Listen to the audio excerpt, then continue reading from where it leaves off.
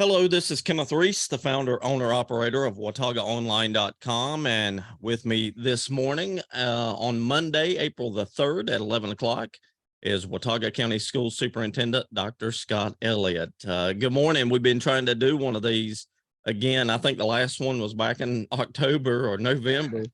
And boy, this year is just flying by. It's hard to believe that it's April. And we're going to touch on graduation, last day of school, how the school year has been going after the break. So first things first, good morning, Dr. Elliott. Hey, good morning, Kenneth. It just seems like yesterday we talked, but thanks for having me back on. Oh, I guess so. There's been a lot going on. I guess let's try to do this in some sort of chronological order like I always try to do. Let's talk about the school year so far since coming back from the holiday break. Well, I'd say all in all, it's been a very good school year. We started this school year with the anticipation that this would be the most normal school year. You and I talked about that. And in many ways, it has been just to have the normal routines, to largely not be dealing with the pandemic procedures, just to see how much our students are growing and accomplishing coming off of last year, and just the stellar academic performance that our students had last year, meeting or exceeding all their state growth goals. So I just want to say, our teachers are working really hard, our students are working really hard, and a lot of great things are happening. It's also been a bit of a bumpy school year, and you and I've talked about this when we've seen each other. We had a couple of, fairly traumatic things that happened since the break with the passing of one of our students, Cole Ellis, and the passing of our chief academic officer, Tamara Stamey. And I just want to thank the community for all that families, communities, and businesses have done to rally around us. Scholarships and memorials have been created by both the Ellis and the Stamey families to support those efforts. And people have really rallied around our school system, and we appreciate the love and support that we've received. In other ways, school has been normal and school's been great. A lot of fantastic activities going on.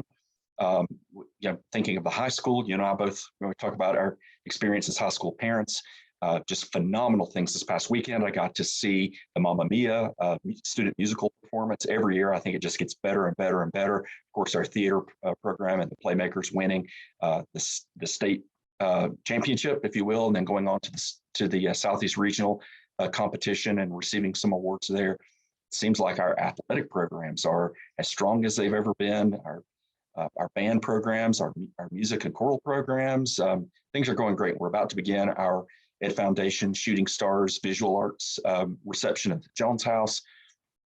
It's just amazing and wonderful just to get to see all the things that kids are doing.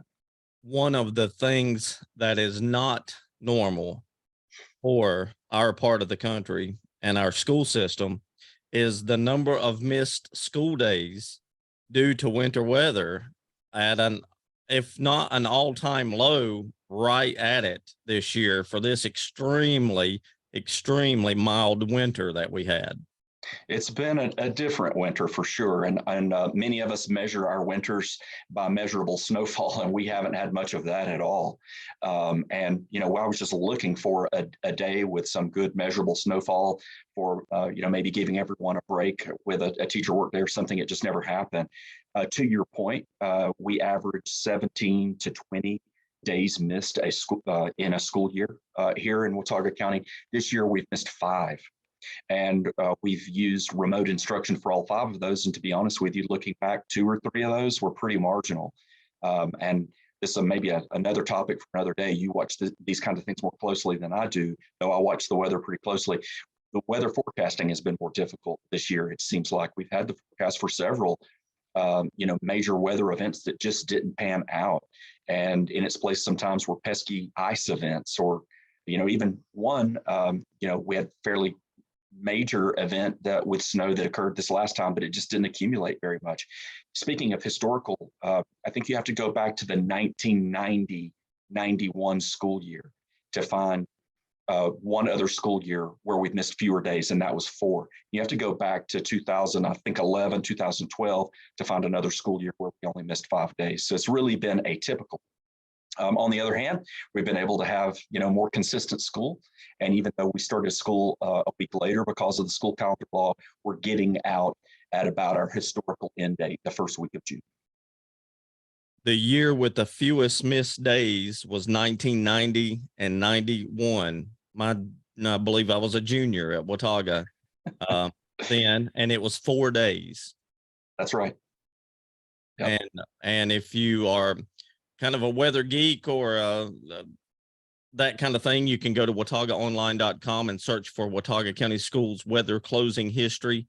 I've put together an article probably 10 years ago or later or more that talked about the closing history and all of that. But of course, now with remote days, I don't really update it like I did because it's a thing of the past. But it's different now. Yeah. And if you look at our website, wataugaschools.org, and click on the calendar tab, you can see that historical list that you draw from in that article. And we need to go back and look at the last couple of years and kind of clarify.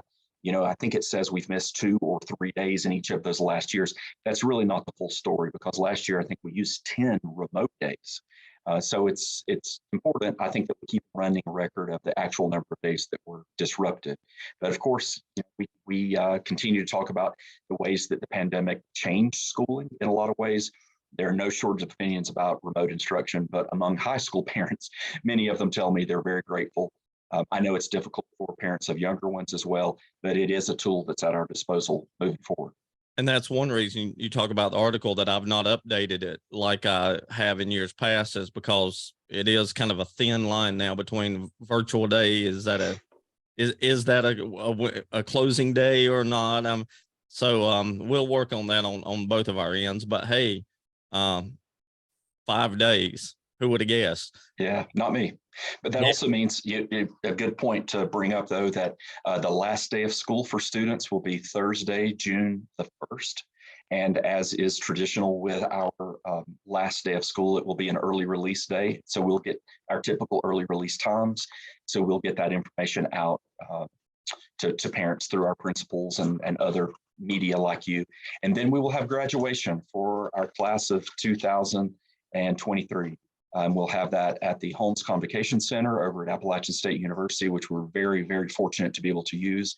And that will be on Friday, June the 2nd, starting at 5:30 p.m.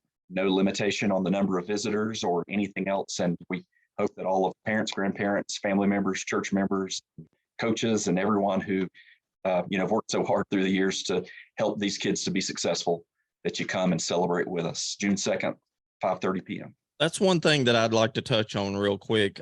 I saw some comments, and I don't recall seeing these in years past, but I'm sure that they are there. Some social media comments. And there were, when I would post something to the Watauga Online Facebook page, I noticed more this year, some folks were saying, well, why can't we have it at the high school like other schools do? And I never really thought about this, but somebody had brought up the point that by having it at the home center, which like you said, we are grateful to be able to do, just like you said, there's no limits on who can come. It's not a ticketed event like some other school systems have to do. And, that's kind of disheartening if you have a family member that's graduating and then you couldn't go.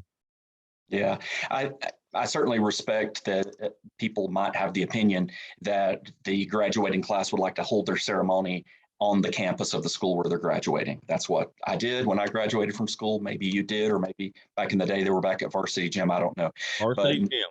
Yeah, but in my opinion, there's nothing like being able to hold the graduation ceremony in June or May or June indoors in air conditioned. With good facilities and security in place. Maybe those are folks who've never experienced it before or really don't have a child in school. I don't know. I didn't see those comments, but in my opinion, there's nothing like it. We don't have to worry about the weather forecast. We don't have to worry about what happens if we have to move it indoors and then have limited seating and handing out tickets. We don't have to, worry about any of those things.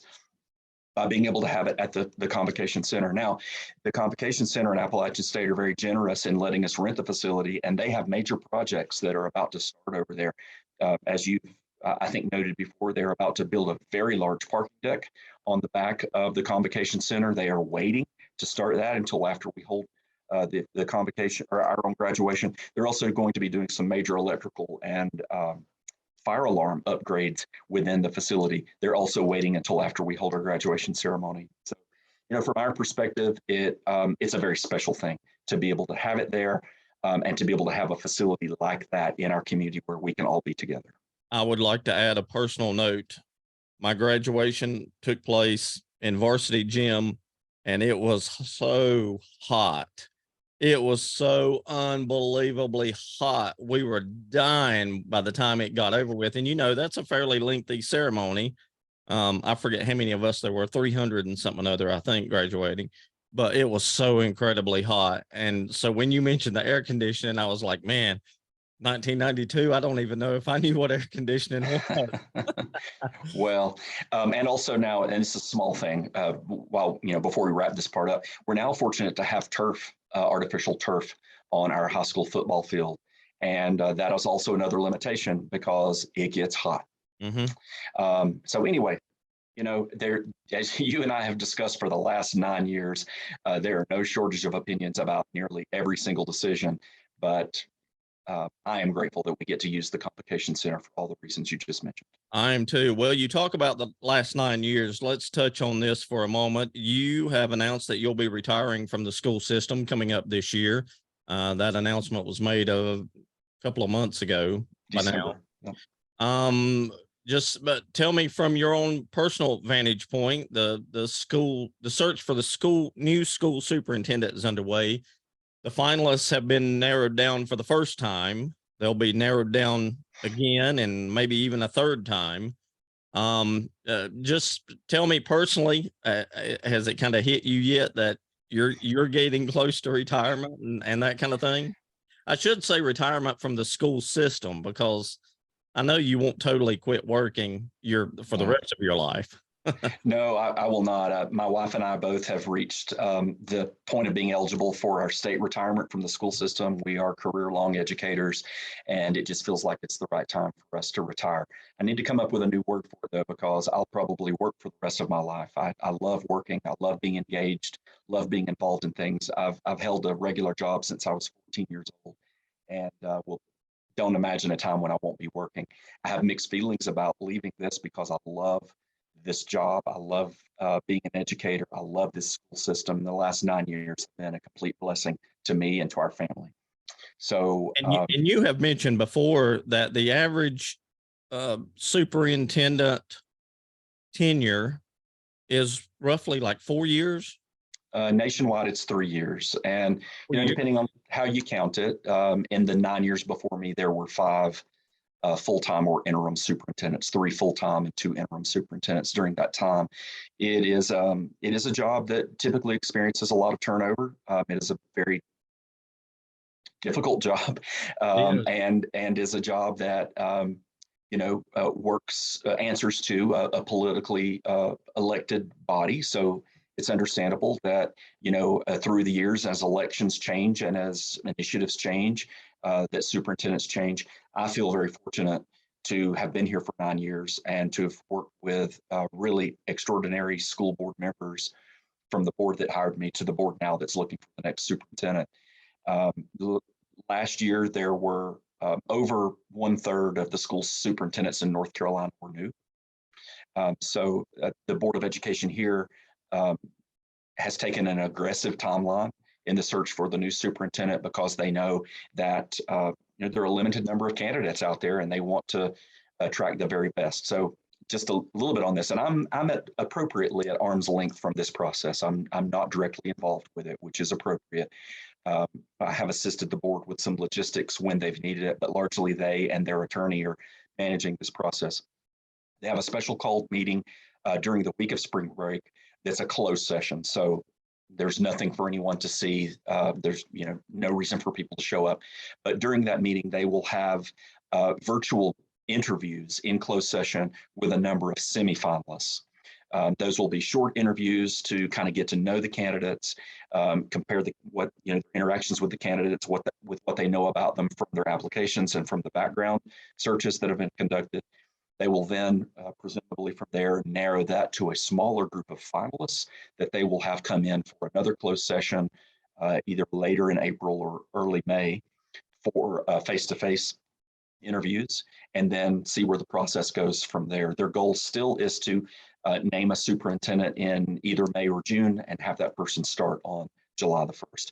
I am going to be an employee of the school system until September to help with the transition to the new superintendent and to be able to have some continuity with some major projects that we have going on, like the construction of our Valle Crucis School, some of the budgeting processes and things like that. You won't see me publicly. I will not be at school board meetings. I won't be doing interviews like this. I'll be working very discreetly and quietly from another location, helping to support the new superintendent and helping that person to have the most successful start possible. And I want to add real quick, I get asked by a lot of folks who are the finalists, and that is only known to the school board members. Media, we do not know that. That's correct. Other teachers, educators in the school system, they do not know that. So I just kind of want to put that out there, because as we get closer to the process, I've had a number of folks reach out and ask, I think it's 17 candidates now, something like that. Dr. Childers mentioned that they reviewed 17 applications for the position. Just briefly, I'll touch on this, Kenneth. There are some states like South Carolina where it is required by law that finalists for the position be made public, and that it is sometimes customary in larger school systems like Charlotte Meck or Wake, where the finalists will be announced and there will be public meetings for them. I think you're beginning to see less and less of that happening, though, when there are fewer and fewer applicants. In this school system and in most school systems in North Carolina, the Board of Education do not announce the candidates for the position, and they only announce the finalist when that person is selected and hired. The reason for that, quite frankly, is there are people who will not apply for a high-profile job like this if the public knows, or if their current employer knows, that they are a candidate. There are different philosophies about that, but in this case, the public has elected a Board of Education who is responsible for that, and we will know the name of the finalists who they decide to hire when they make that announcement in May or June. Yeah. All right. Well, I'm glad we touched on that, and by all means, we'll definitely have another interview with you before you leave that position. Now, I said that back in December, and it's taken until April. But I definitely want to get at least one more in with you, because it's just been a great working relationship with you and the Board of Education since I started my company 13 years ago now, ever how long it's been. Talking about new, let's touch on the new Valle Crucis School. I live here in the Valley. I drive by that site nearly every day. Every Sunday, well, not every Sunday, but most every Sunday, I go by and take a couple of pictures, and I'm trying to put together a timeline of the progress of the school. Not this Sunday, but Sunday before, there was an official down there doing a little bit of work, and he took a little bit of time to talk to me, and he really marveled. He is from the Asheville area, and he really marveled at the mild winter, and that has helped construction. And at that time, he had told me that the pouring of concrete could happen within 2 to 3 weeks. Again, that was 2 weeks ago. So with the rain this week, that probably may not happen, but within like next week or something, we may be seeing that taking place there at that site. So it's the flip side of those 5 days of school that we've missed. If we were to be so lucky, this was the year to try to begin building a new school. So just as you said, what you're seeing down there is a lot of the earth moving and grading, building the stormwater retention, putting up the silt fencing, basically prepping the site for the construction. The general contractor, who is from Asheville, as you mentioned, has been given the notice to proceed from the architects, meaning that all the conditions now are ready for them to begin putting in the foundation. They'll start with what they call rigid inclusions, which is now pretty customary of any kind of large commercial construction, big underground cement and steel pylons, if you will. And then those set and cure, I think, for about 2 weeks. And as they go around the site, drilling and putting those, they'll come back around behind them and begin pouring the footers around them. That can begin anytime now, weather permitting. So I expect to begin to see that drilling happening maybe later this week, maybe next week. And then by summertime, I think you'll begin to see foundation and walls being put up on that foundation, and it's going to begin to really be taking shape by that point. The county government is managing the construction process, but we are still very involved in a lot of the details and decisions around it. Our team is meeting on Wednesday with the teachers and staff from the current Valle Crucis School to work on some of our selections around desks, furniture, cabinetry, things like that that will go into the school, to the offices, and to the classrooms. Our technology team has been working very diligently in mapping out on all the construction documents where the security cameras will go, where the clocks will go, and which doors will have electronic key card access, and where will the computer servers go, things like that, finalizing those details. Our child nutrition team is working right now on getting bids and pricing out different kitchen equipment, the ovens, the mixers, the dishwashing machines, things like that that you might not think about, making sure that we have enough room in the plans for the walk-in cooler, details like that. Then the principal, Dr. Bonnie Smith, and I will have a meeting after spring break. We'll begin, making sure that we know all the rooms where there's going to be, an ice machine for the nurse, or where the water fountains are going to go, things like that. And then before you know it, we'll be looking at playground equipment. All the little things that nobody thinks about.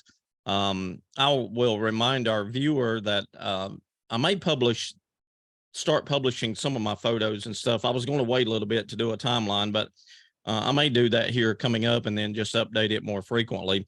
I do want to remind the viewer again, this is the first new school to be built in the county since the high school, which was now, let's say my 2010.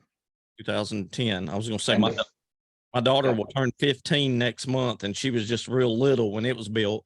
And before that, the last new school was Cove Creek, and that's been some time ago. So this is an exciting project for the Valle Crucis community, but also for the Watauga County school system as a whole. All right, before we start running out of time, because Zoom limits us to about 40 minutes here, what else would you like to touch on as we just kind of recap or bring this little session to a close today?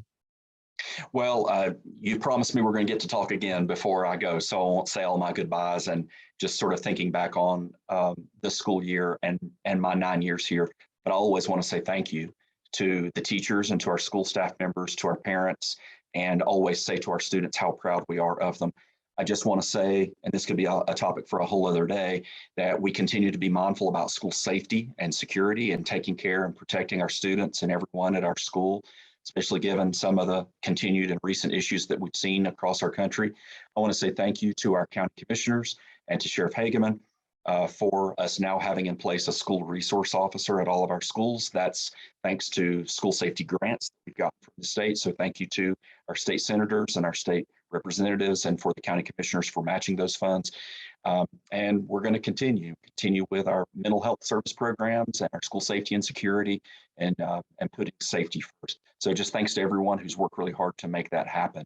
Next time we talk, we'll talk about maybe graduation, the end of the school year, and all the things that our students have accomplished this year. Yep, and we'll definitely get that in. We've had a hard time booking this of late. I, like a lot of folks last week, couldn't even say my own name because of allergy issues. Yep, just the season. That's one thing about this milder weather that, not used to this in March and the early part of April, the pollen already. But that's a different story for a different day. He is Dr. Scott Elliott, the superintendent of Watauga County Schools. Appreciate your time on this Monday morning. Recording this on April the 3rd, and concluding right now just before 11:30. Thanks so much. We'll definitely talk soon. Thank you, Kenneth. I'm Kenneth Reese, the founder, owner, operator of WataugaOnline.com. Thank you so much to you, the viewer, for your time, and we'll talk to you soon.